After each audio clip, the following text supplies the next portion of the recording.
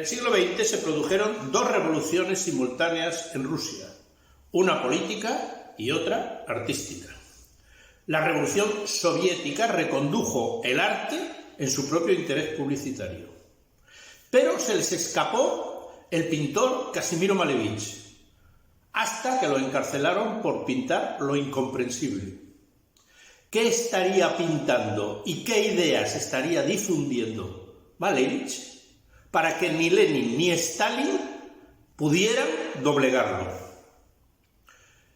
Cuando fue detenido, le dijo al tribunal que lo juzgaba: el arte no nos necesita, se desarrolla solo. Malevich se pasó la vida buscando el ADN del arte, sus partículas más elementales. Así lo describe Michel Sifford en su libro La pintura abstracta, que fue una de las primeras obras que se escribieron en los años 50 sobre esta vanguardia de la pintura. Dice: Casimir Malevich pinta un cuadro negro, pero si luego intenta presentarlo como una obra de arte, todos pensarán que es una broma. Pero no fue así. Aquello fue un acto de fe de imprevistas consecuencias. Era el final de determinada pintura y el comienzo de un arte nuevo. El arte es para Malevich un elemento ajeno a la vida, que se introduce en esta a través del pensamiento.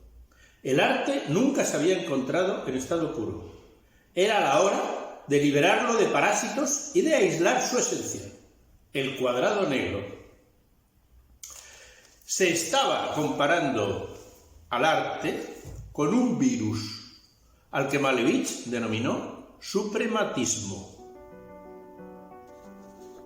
El artista ucraniano Casimir Malevich se inició en la pintura experimentando las distintas vanguardias europeas.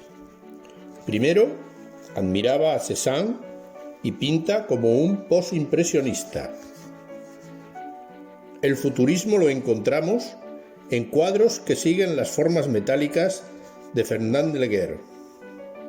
Se pasó luego al cubismo, siguiendo a Braque y a Picasso, para acabar en el surrealismo, imitando las formas impersonales de los maniquís de Chirico. Entretanto, sigue una indagación personal con la que revolucionará la historia de la pintura, alejándose de la realidad hasta el último extremo posible. Él lo llamará suprematismo. Eran tiempos de creadores atrevidos, capaces, como hizo nuestro artista en 1913, de pintar el decorado de la ópera La Victoria sobre el Sol con un gran cuadrado negro sobre el fondo blanco. En uno de los países más atrasados de Europa nacía una nueva senda para el arte, el suprematismo, el fin de las artes figurativas. A través de esta corriente se llegaba al desierto, donde ya nada era reconocible. El pintor Chagall, en 1918, lo invitó a Vitebsk, en Bielorrusia, donde dirigía la escuela de arte. Allí, Malevich pudo desarrollar sus teorías suprematistas, creando el grupo Unovis.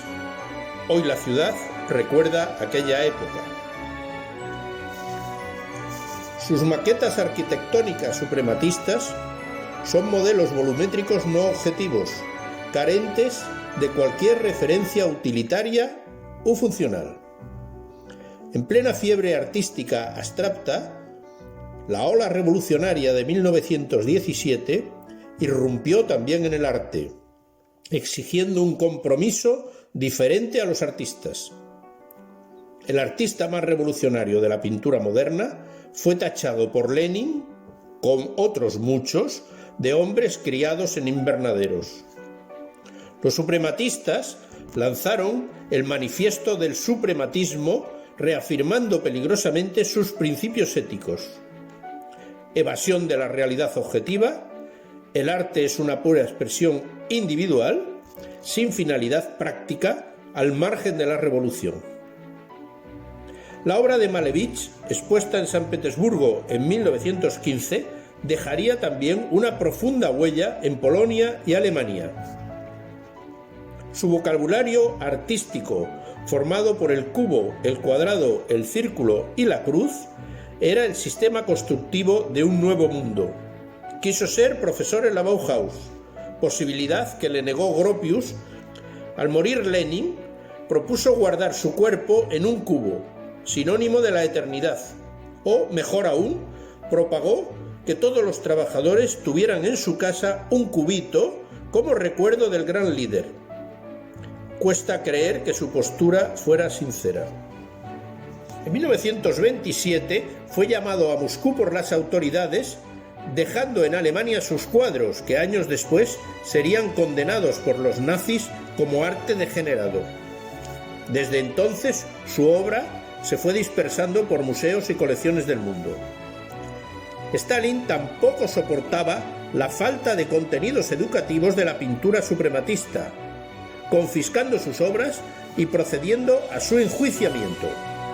El juicio contra Malevich se produjo en 1930 por el delito de hacer pintura burguesa. Ingresó en la cárcel condenado a 6 meses. Consiguió la libertad si aceptaba una alternativa: irse de Rusia, dejar de pintar o convertirse en un pintor realista. Optó por seguir pintando una obra convencional, hasta que el cáncer acabó con su vida en 1935 a los 56 años. Sobre su cadáver se colocó su cuadro más famoso, Cuadrado negro sobre fondo blanco. El 18 de marzo de 1935, el cortejo fúnebre recorrió las calles de Petrogrado. Fue enterrado bajo un gran roble en las afueras de Moscú. Allí quedaron sus restos, olvidados durante años. Durante la Segunda Guerra Mundial, la zona fue arrasada, perdiéndose el rastro de uno de los más grandes pintores de Rusia. Desde entonces, su pintura, semilla del arte supremo, triunfa en museos y colecciones del mundo.